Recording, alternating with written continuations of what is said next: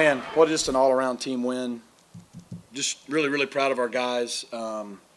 We felt like to win, from the first play to the last play, we needed to just leave no doubt that we were their most physical team on the field. That was literally our only thought process coming into the game on offense, defense, special teams. And credit to our guys for carrying it out. I think offensively we knew we'd have to have an efficient game. We did. We ran for 240 yards. Kevin was 14 and 19, 2 touchdowns. I kept thinking they would come up more, but they didn't. But we were able to run it and get the ball on the perimeter. And then, our defense, especially early, man, they were swarming. And that big stop on 4th and 1 and then to scoop and score. And then Roderick Daniels on the punt return. I think we had 3 non-offensive touchdowns and the ball at the 1. So, and we got it in this time. So, 28 points generated as a team. That's how you score 66 points against a good football team. So I thought our guys started really fast. I thought that was big. They made a run, got it to 24-21. I thought the sequence of events right before half was huge. The big 3rd down, touchdown pass from Kevin to Jordan Hudson, followed by Ahmad Moses' pick 6, followed by us getting a field goal. That was big, and it just kind of gave us some breathing room going in at the half. So happy for our fan base, happy for our students. Our students were incredible tonight. We set a record for student section. Happy for our players.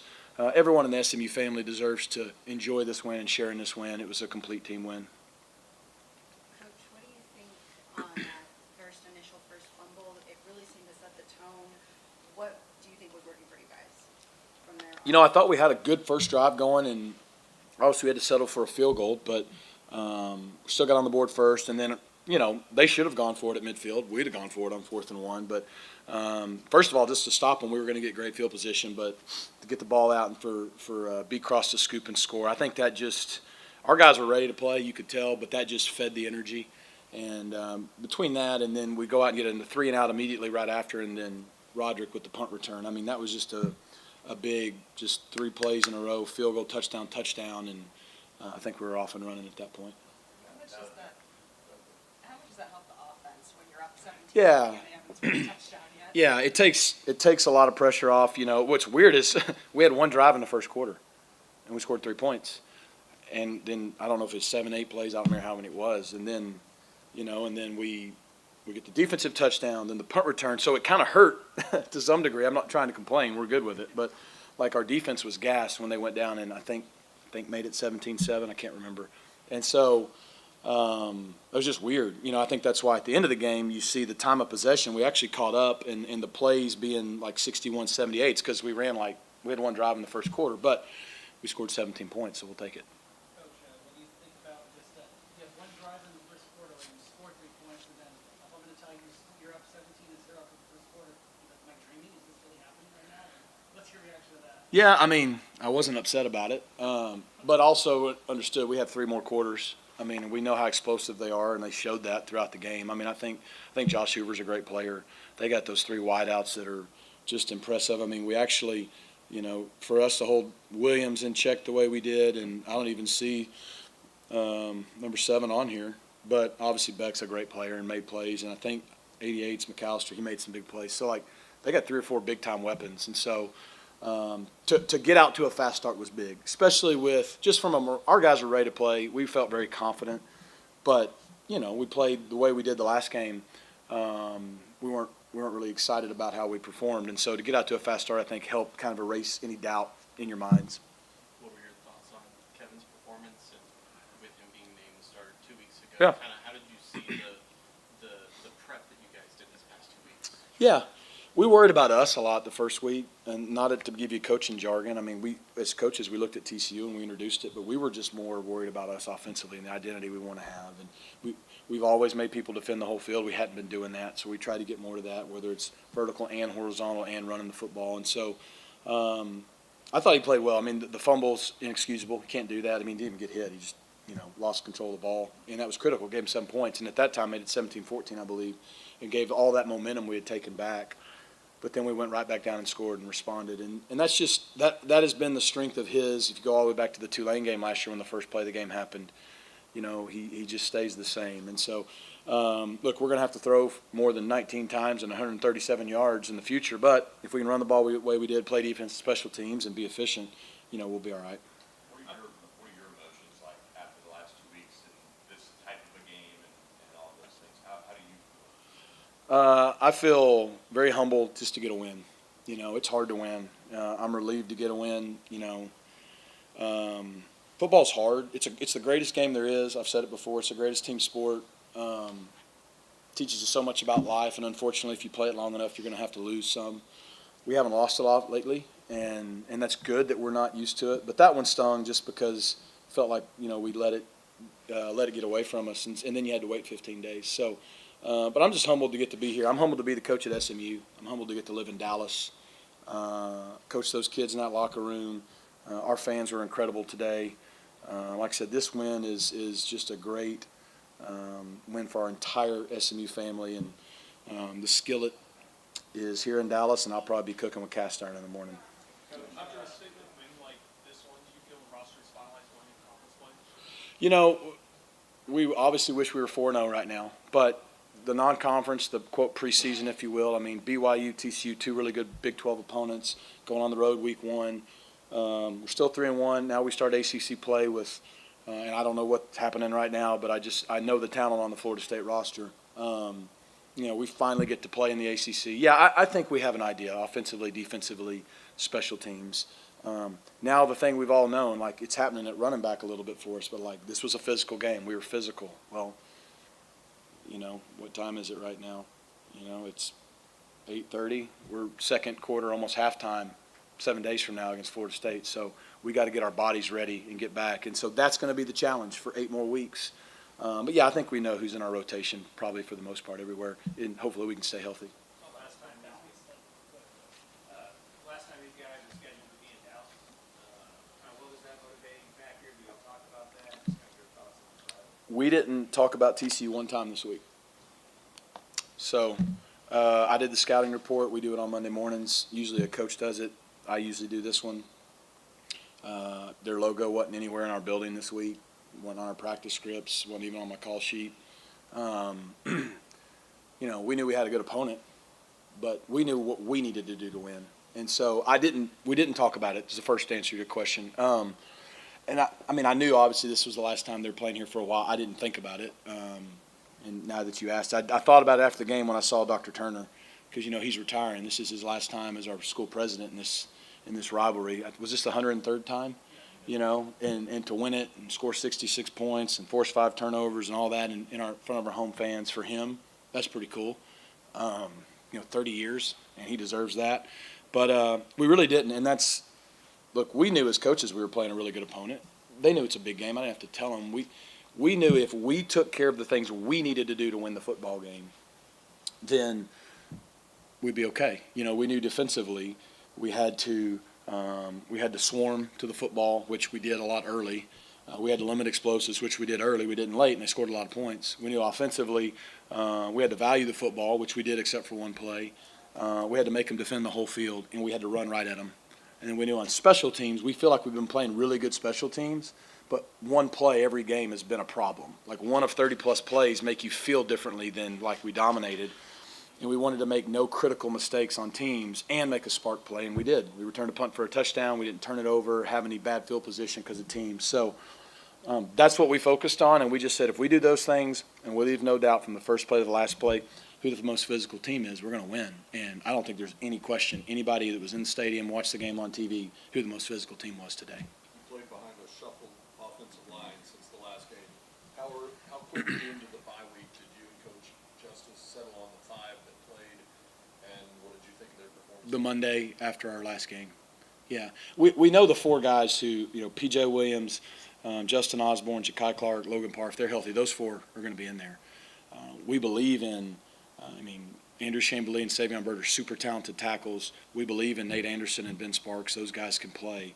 But we had to have some continuity just like we did at other spots. And so the only shuffling was we put Logan back at left guard, which is where he played most of the year last year. Ja'Kai was already kind of established at center. We moved J.O. back into guard. And J.O. is the unsung hero of this group.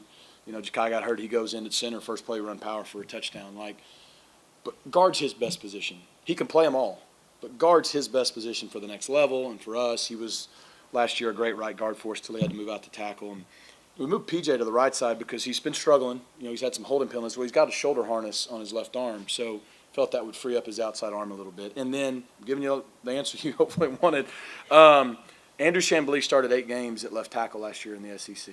Savion Bird's more comfortable on the left side, so we're going to give them the time to figure that out over there because they're both super talented. And we feel like if we can stay healthy, which, week in, week out, who knows, that's going to be the best formula for us. So we made that decision about 13 days ago. You defeat TCU this week, and then the next week you start ACC play. How would you describe these 2 weeks and like this much needed changes that you enter ACC play? Yeah, it's going to be a lot more fun to prepare this week than it was 2 weeks ago. Coming after a win, after church tomorrow, I got to start worrying about Florida State. So celebrate till then. But, this is what we asked for as a school and as a program. We asked for this.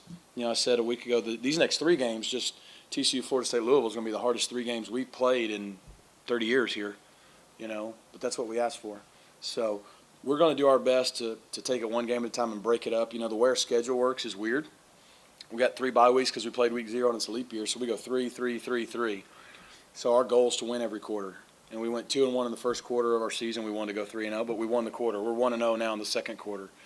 And that's our goal. We're just trying to break it up that way. Don't get me wrong, we want to win every week, but the grind that's in front of us is real. But hey, we're 3-1, and we're starting an 8-game stretch in the ACC, and it looks like every week anybody can win in that league. If you look at some of the conference games that have already been played, so we're excited.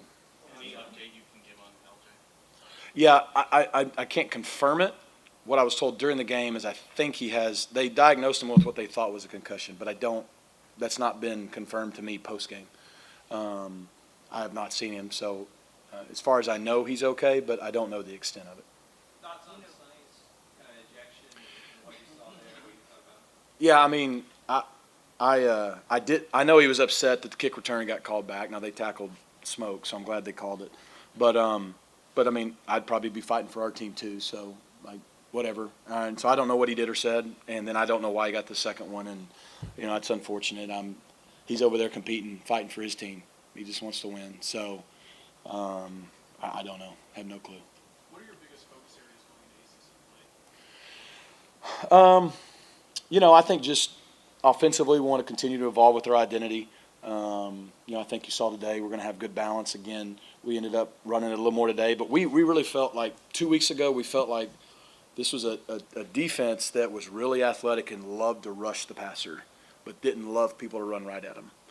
And so we kind of already thought that was the best plan, is to run right at them and get the ball on the perimeter, and hopefully that would bring them up where you throw it over their head. They just never came up. But and then we watched the UCF game, and that kind of gave you some validity to that if you just stay with it. And so our goal was to have 40-plus runs, and we did.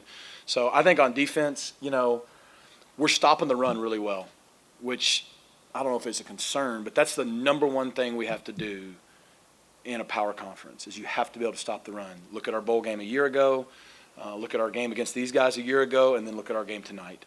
And so when they have 32 carries for 65 yards, you can let somebody throw for 400 yards and lose. My first year here, we threw for 400 yards a couple times and lost, right? So you have to be able to control the game. So if we can stop the run defensively and swarm, and, I know Coach Simons is upset with some of the explosives we gave up late. That's been something we've been good at. We've got to limit that and make people drive. And then on teams, I think we've been very improved on teams. I know with the snap in game 1, the ball bouncing off across the last game, and a couple holding penalties, I hadn't felt that way, but we've been pretty good. So it's good to see, Roderick make that play tonight. And so if we can just keep getting better in those areas, we've got to be balanced on offense and keep that as our identity and value the football. We got to continue to stop the run on defense, limit explosive plays, and then do what we're doing on teams. I like our chances to keep getting better. What's the key to improving on special teams been for you guys? Is it things, to be changing things up in the offseason? I know personnel can change year to year. Yeah, I think roster depth, and we're playing our best players on teams. And having as many older guys as we do, they've bought into understanding that, if you want to go play in the NFL, take Trevor Dimbo, for example. I think he just got a new deal. He's making almost $1 million a year to play special teams, undrafted. So whether you get drafted and you want to enhance your draft status or make it, that matters. So they've bought into, I need film, because when the scouts, there's 5 or 6 scouts at our practice every Tuesday and Wednesday. And if one of those guys isn't on teams, they're going to ask us, why are they not on teams? And so they've bought into it. I thought we had a really good fall camp. We did a lot of good on good. We would go our one punt versus our one punt return. And we have the depth to have a one punt that doesn't have anybody that's on our one punt return. That's rare. So I think Coach Cooper has done a really good job, Coach Horney and our whole staff coaching them, but our guys have bought into it, and I think the depth is a big reason. Coach, what has Brashard brought to the team, not just tonight, but really since Yeah. he came in? I mean, he's a playmaker. I mean, he had 4 touchdowns. Brad told me that's the most we've had in a game here since like 2017 for a player. You know, he can run the ball. He can clearly catch the ball. He can return the ball. He can take a direct snap. We've not let him throw it yet. But, you know, he's just, especially at the running back position, the best ones, it's almost like they get one. What I mean by that, there's one guy that they make miss on their runs because the O-line can only block it so well. There's always going to be an extra guy. Where is he? And he does a really good job of setting it up with his vision, but just his versatility. He can do it all. He can run it. He can catch it. He can return it. And so I think it's given us a really explosive playmaker in the backfield we didn't have the first couple years. After what you saw from him in the first 3 weeks, was there a concerted effort to get him even more involved this week, especially kind of talking with what you could do in the run game? Yeah, I mean, we also thought LJ, I mean, like I said, 5 for 36 is pretty good. He was averaging 7 yards a carry. LJ and Brashard averaged both 7 yards a carry. That's impressive.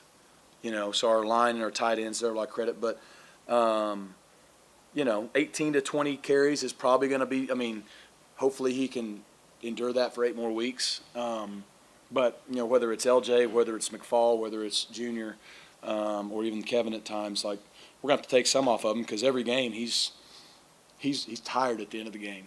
But I think he enjoys, you know, getting those opportunities. So, yeah, we also felt like, you know, he never really played full-time running back. So working him up to this point is kind of where we wanted to get.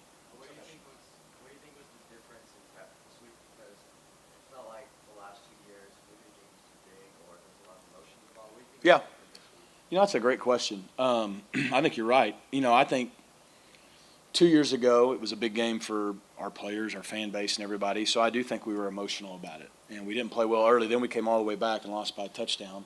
Last year, I think we all wanted it too much. And I think I probably am to blame for all that. I made, hey, this is a rivalry game. This is about the Skillet. It's TCU, SMU. It's Fort Worth, Dallas, blah, blah, blah, blah.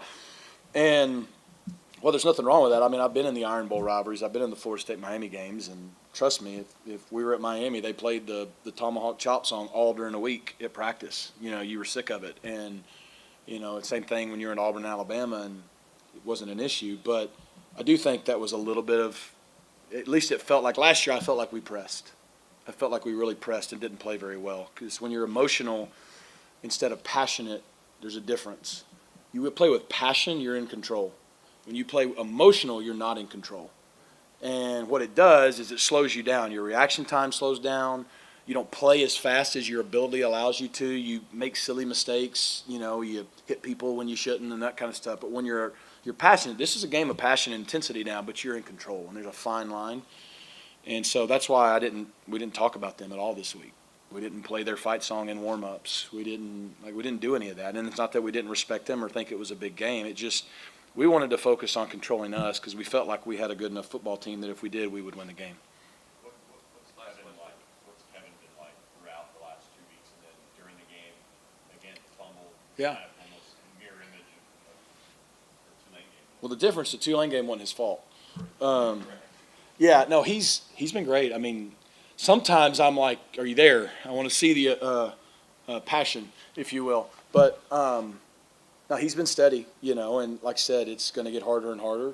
But hopefully he'll get better and better. And, you know, he got an earful from me after that fumble, and he responded pretty well. So, and I thought he would. And, you know, Preston Stone's a winner, guys. Like, he handled the last 15 days like a true champion. It's probably the hardest 2-week stretch he's had to go through. So I'm really proud of him, too, because him being the team guy and the leader he is a big reason we had the success we did tonight. If you know me, then you know how much I love barbecue. And when I'm in Bishop Arts, I walk right into Lockhart Smokehouse. You should come down to Lockhart Smokehouse and try some of their variety of meat smoked with Texas post oak. Smoky flavor that's not too overpowering. The family tradition Crent's Market sausages are mouth-watering just like the brisket, ribs, and chicken. Can't forget your classic sides with locations in Dallas Bishop Arts District, downtown Plano, Texas, live in Arlington. Check us out at LockhartSmokehouse.com.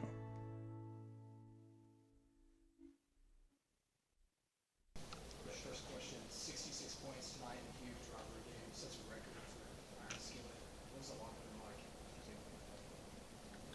fired up. It was lit. Nah, it was like he said, it was fired up. We already knew what song we was finna listen to when we got in there, so it was, yeah, it was just a great experience finally. Cause I've been here 3 years. It's my first time beating them, so it was just a great experience. It was Get Back by YTV Fat, if y'all know who that is. Brashard, what was it like your first time playing this rivalry game? It was exciting. Just hearing everyone talk about it all week. Just like I knew I had to come to play. That's all. Ahmad, Josh Hoover had an interception before today. There's 2 to you. What were you guys doing differently that maybe other teams didn't do against him? How were you kind of bringing the pressure today? Really, we just stick to the script. Just trusted coach's game plan. I just did a better job of Coach Simon was always telling me like, don't worry about making the play. Just let the play come to me, and that's what I did. On both plays, I just stayed in the post, read the quarterback eyes, and I was able to make two nice picks. So I really give it up to Simons for real. Brashard, this was obviously a big game tonight. What did you see in the defense that you were able to take advantage of and score some points?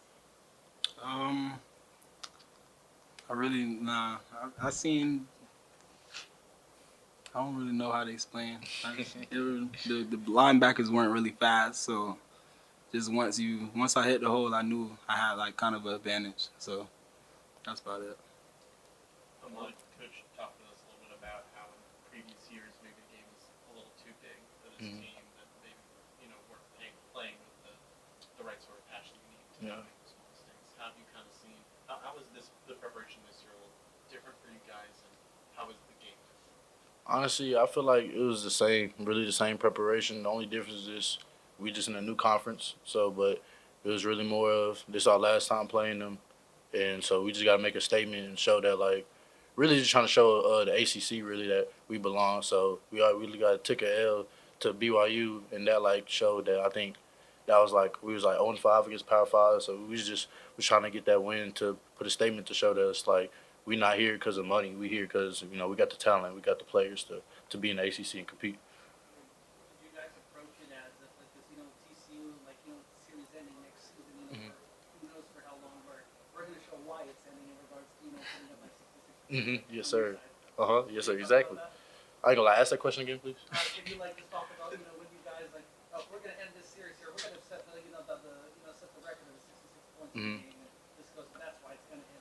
Yeah, most definitely. It's just like they got us the last 2 years, but it was just like every year we always believed we had the talent to compete with them. We just had to show them, and we wasn't able to do that last 2 years. But this year we did that more. Special teams, defense, offense, we always able to contribute to the win. That's what.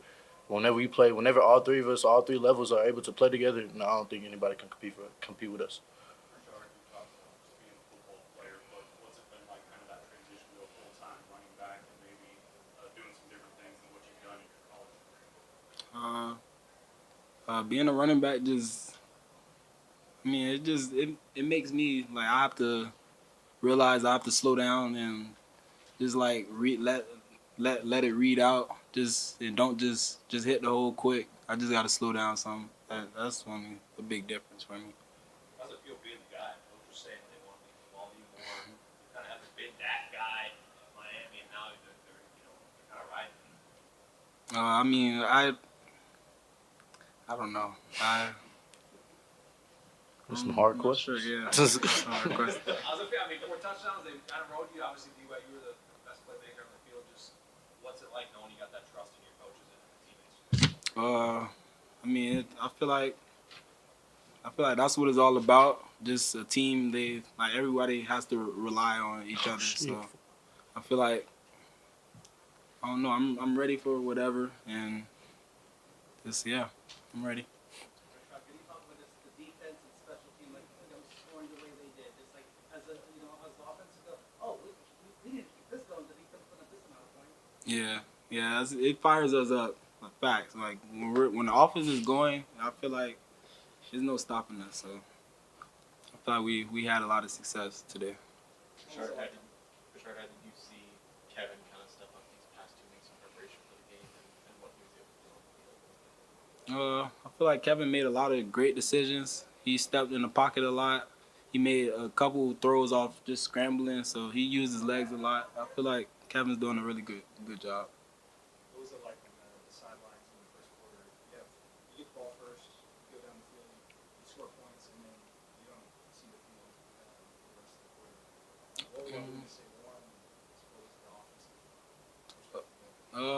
I just knew once the offense gets on the field, we have to make something happen. We got to drive the ball. No 3 and outs. Like we have to drive every if we drive every possession, then we should have success. Was there any thought in trying to keep the ball out there as long as you can? Yeah, that was on my mind a lot too.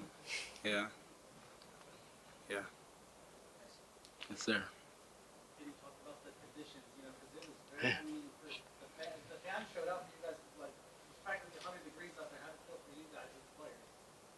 It was pretty hot, I'm not gonna lie. But yeah, I was ready for it. I was getting hydrated, so. You